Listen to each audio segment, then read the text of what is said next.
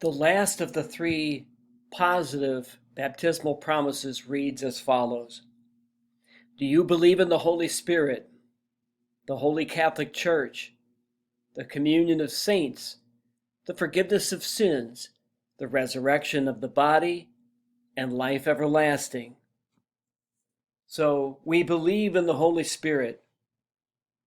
The Holy Spirit was promised by Jesus at the Last Supper. The Holy Spirit came to the apostles on Pentecost. The Holy Spirit is God's continuing presence in the world. We affirm the Holy Catholic Church. The Church worldwide is the community of believers.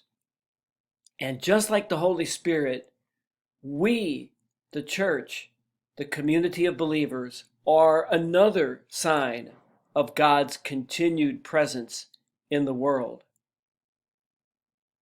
We affirm the communion of saints. The communion of saints is that part of the church that has gone on from this life to be with God. We affirm the forgiveness of sins. Why do we do that in these baptismal promises?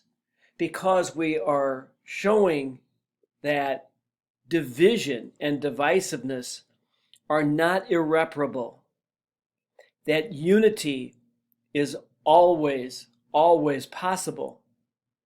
And so the unity that we seek with God, with ourselves, and with each other in the church is made possible through the forgiveness of sins.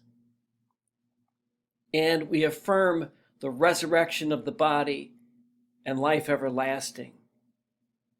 This, we believe, is our ultimate destiny. Our ultimate destiny is, as one people, as one human race, to be united with God.